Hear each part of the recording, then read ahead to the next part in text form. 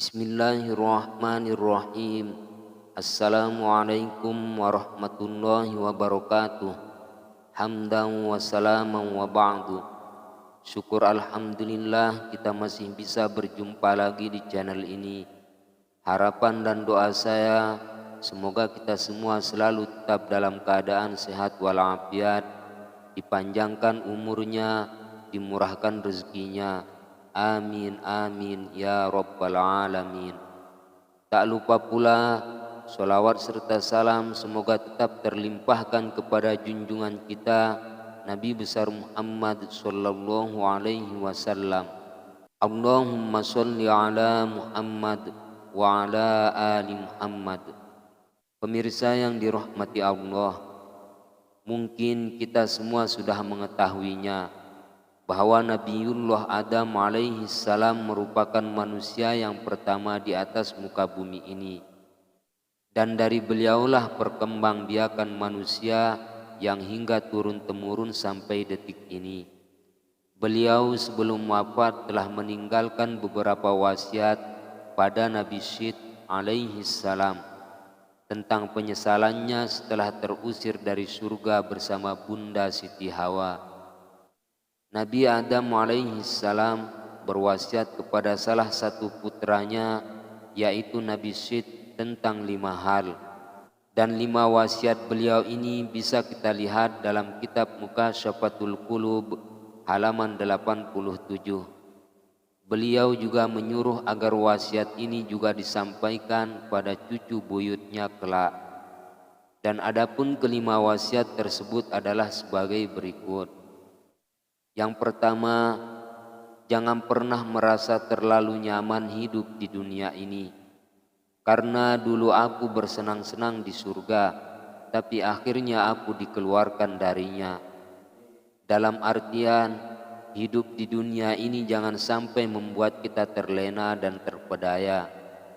Tapi juga jangan sampai membuat kita merana. Dunia hanyalah senda gurau belaka. Dunia penuh tipu muslihat.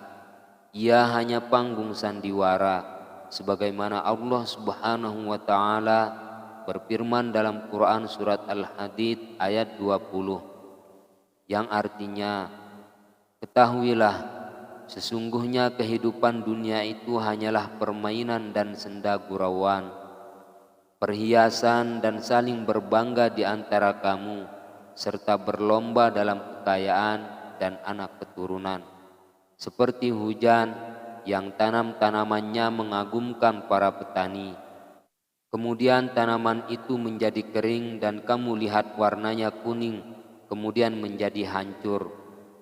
Dan di akhirat nanti ada azab yang keras dan ampunan dari Allah Subhanahu wa taala serta keridhoannya. Dan kehidupan dunia tidak lain hanyalah kesenangan yang palsu. Quran surat Al-Hadid ayat 20. Jadi pergunakanlah sebaik mungkin umur yang dimiliki. Jangan selalu merasa tenang atas dosa yang kita lakukan, walau sekecil apapun. Yang kedua, jangan selalu ikuti kemauan istri kalian. Karena dengan aku mengikuti kemauan istriku dan memakan buah khuldi, hingga akhirnya aku dihinggapi penyesalan. Allah Subhanahu wa taala berfirman yang artinya, karena sesungguhnya tipu daya setan itu adalah lemah. Quran surat An-Nisa ayat 76. Dan Allah Subhanahu wa taala juga berfirman yang artinya, sesungguhnya tipu daya wanita adalah sangat besar atau benar-benar hebat. Quran surat Yusuf ayat 28. Asy-Syaikh Dr. Muhammad Sulaiman Al-Ashqar berkata, tentang tipu muslihat kalian itu sangat besar wahai wanita, yaitu sangat licik dan mempengaruhi jiwa. Dan Rasulullah sallallahu alaihi wasallam bersabda, hati-hatilah dengan fitnah dunia dan hati-hati dengan fitnah wanita. Karena sesungguhnya fitnah pertama kali yang menimpa Bani Israel adalah wanita. Hadis riwayat Muslim. Dalam sabdanya yang lain, yang artinya tidak ada fitnah yang aku tinggalkan setelahku yang lebih berbahaya bagi laki-laki daripada fitnah wanita. Hadis riwayat Al-Bukhari.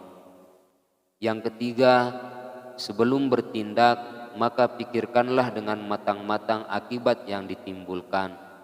Andai kata aku berpikir akibat kelakuanku, maka pastinya aku tidak akan ditimpa musibah ini atau dikeluarkan dari surga.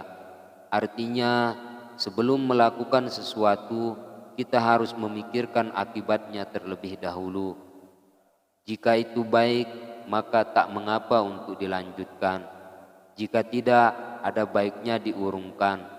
Karena penyesalan pasti datang di kemudian hari, baik dalam urusan yang sepele, apalagi urusan yang besar. Yang keempat, ketika hati kalian amat cinta pada sesuatu yang buruk atau yang negatif, maka jauhilah.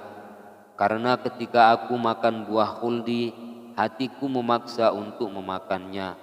Aku tidak mengabaikannya sehingga menyesal setelahnya.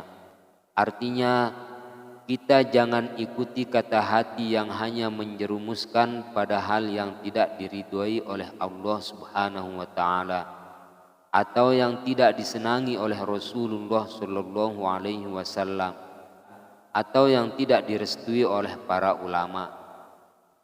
Yang kelima, bermusyawarahlah dalam menentukan suatu perkara. Karena aku dulu tidak bermusyawarah terlebih dahulu dengan para malaikat, sehingga aku ditimpa penyesalan.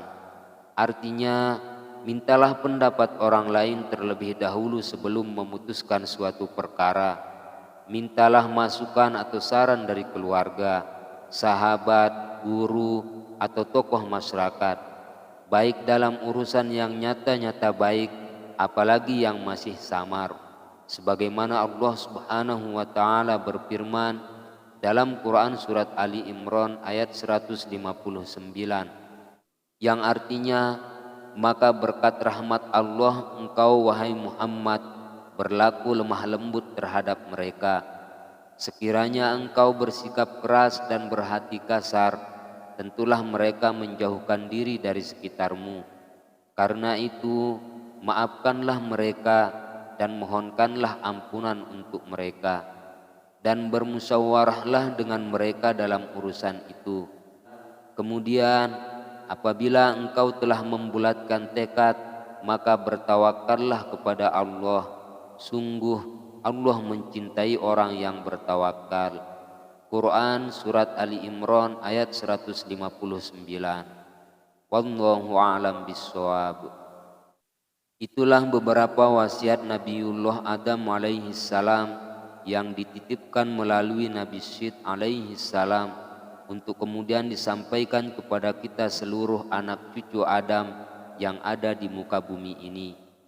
Kiranya semua wasiat beliau ini harus kita pegang erat-erat dan jangan sampai kita lepaskan demi untuk mendapatkan kebahagiaan dunia dan akhirat.